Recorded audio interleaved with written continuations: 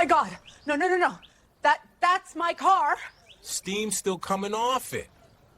How is it even... Careful, Karen.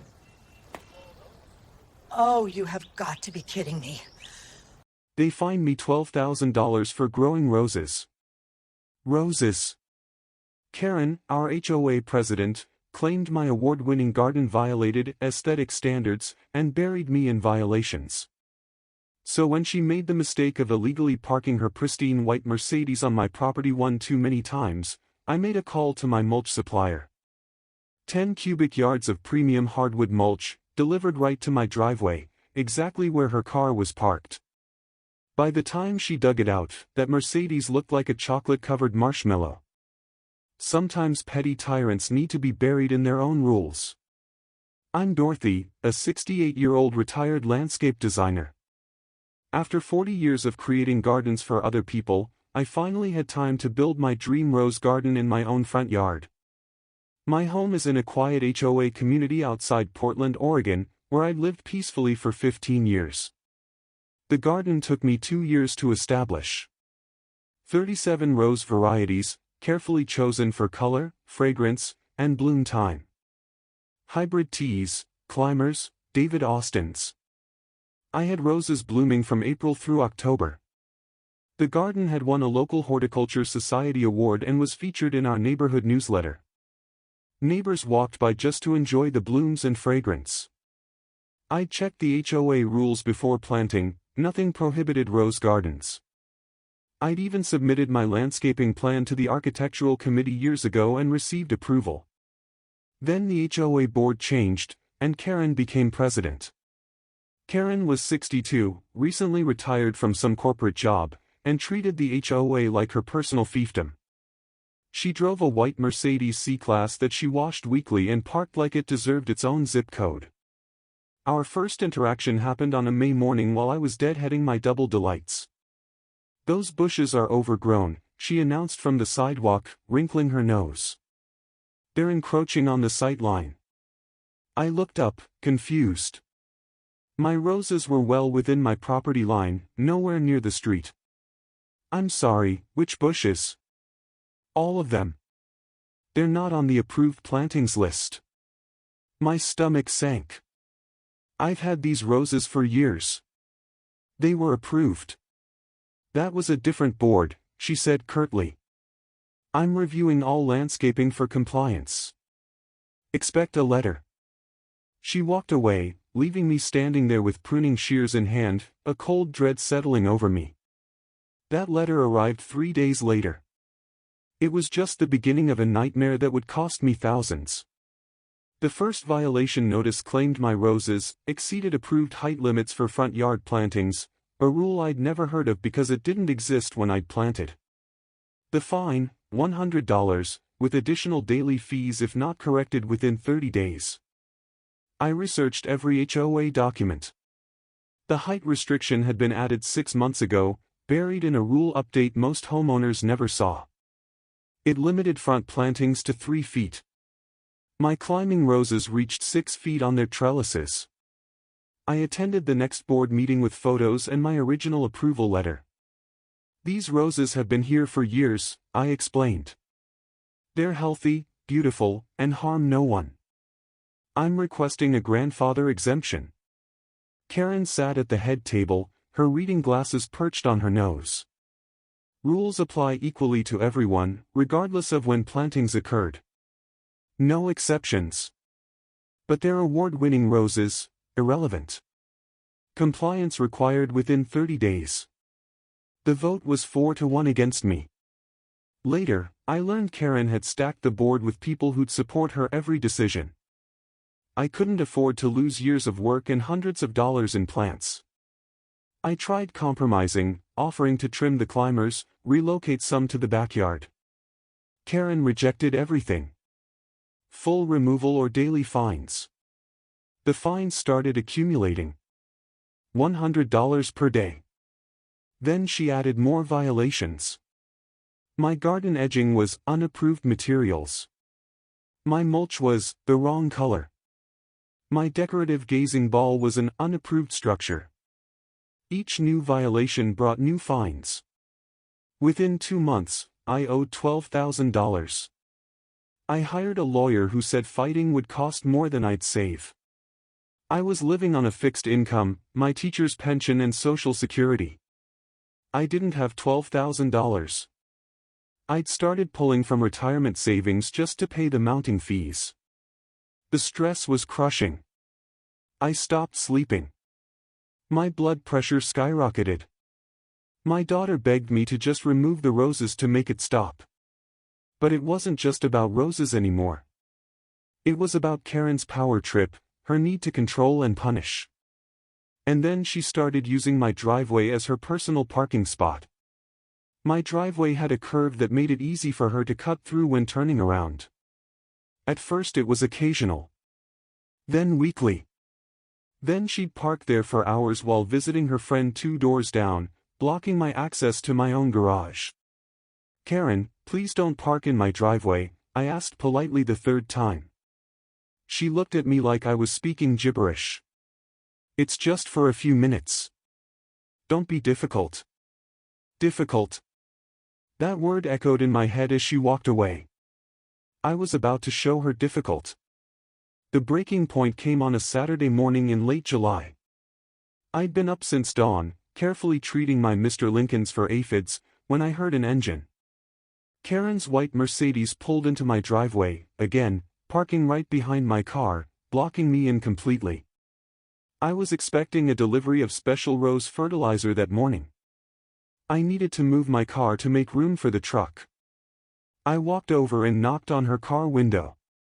"Karen, I'm expecting a delivery. You can't park here." She barely glanced up from her phone. "I'll just be 20 minutes. I need you to move now." "Oh, for heaven's sake, you're being ridiculous." She got out, locked the car, and walked toward her friend's house. Something in me snapped. For months, she'd harassed me, fined me into debt, tried to destroy my garden, and now she was treating my property like her personal parking lot, with complete disregard for my rights or needs. I looked at her Mercedes, gleaming white in the morning sun, parked arrogantly across my driveway. Then I looked at my roses, the ones she was forcing me to destroy. And I remembered the 20 cubic yards of mulch I'd ordered last week for my backyard beds, scheduled for delivery Monday morning.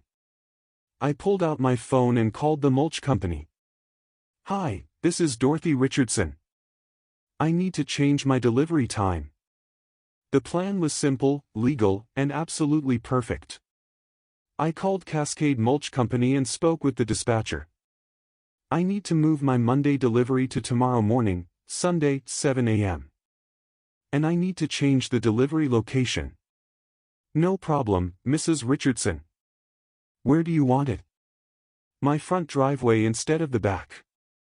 I'll be doing the front beds first." "You ordered 20 cubic yards. That's a lot for a driveway." "I have a very large garden project," I said sweetly.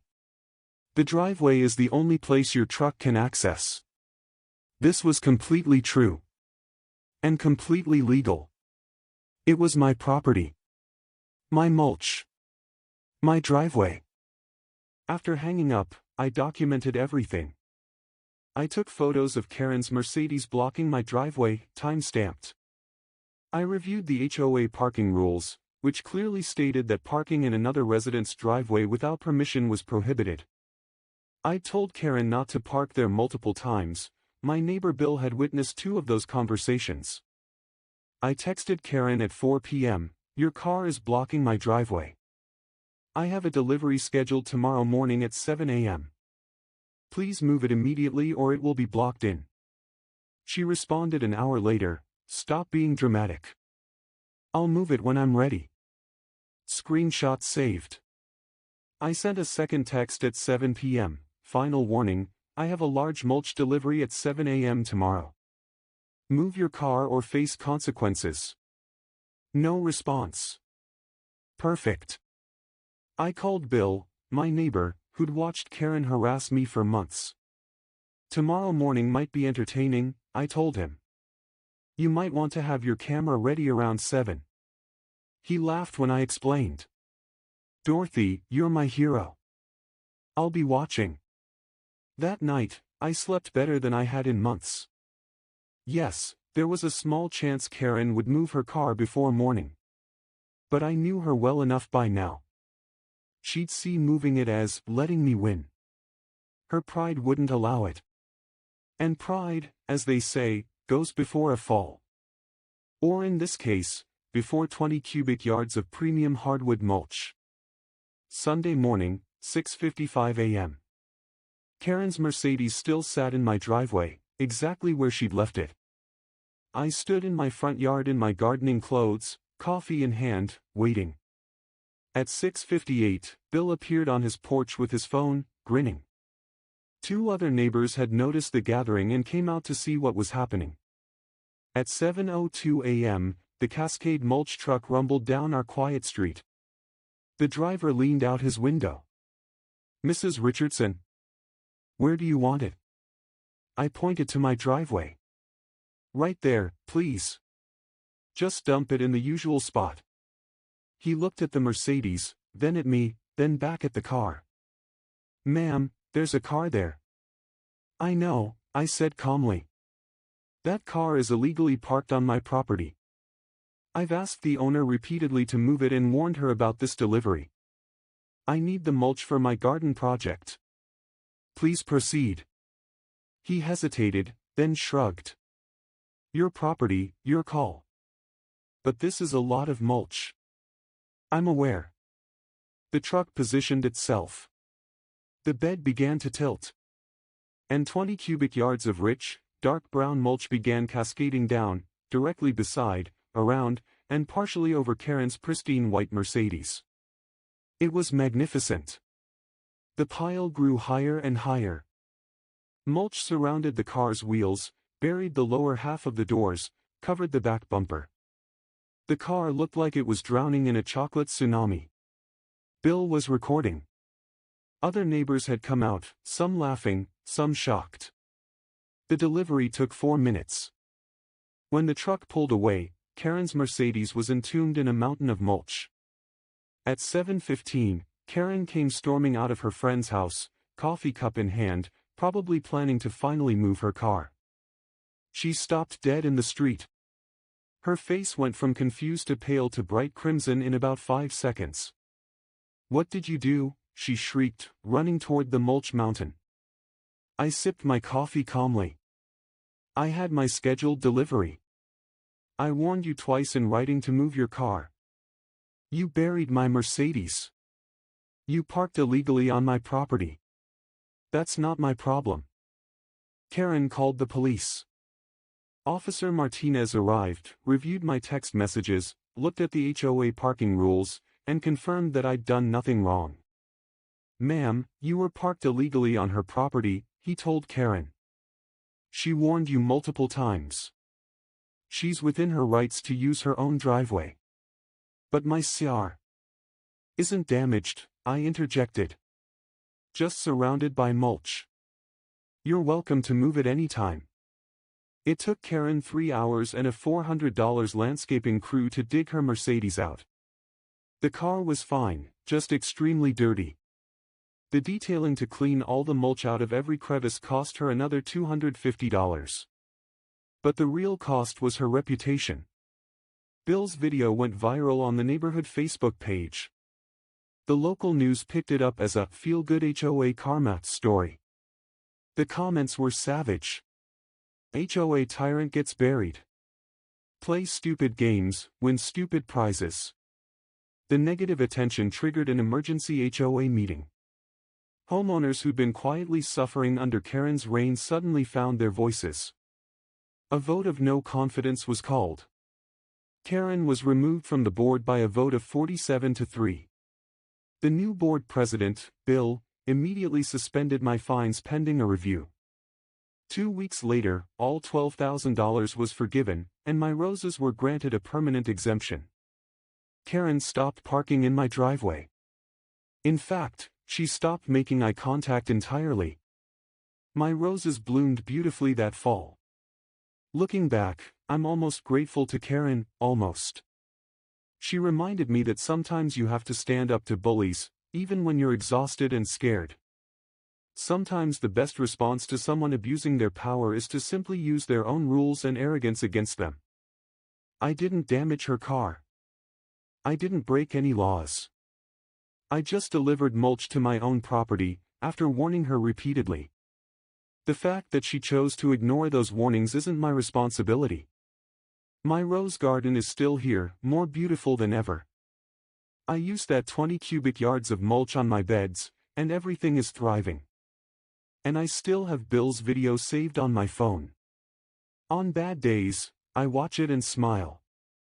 If you enjoyed this story of garden justice, I'd love if you'd subscribe for more tales of standing up to HOA tyrants. Sometimes the best revenge is just letting someone bury themselves. Or in this case, getting buried in mulch.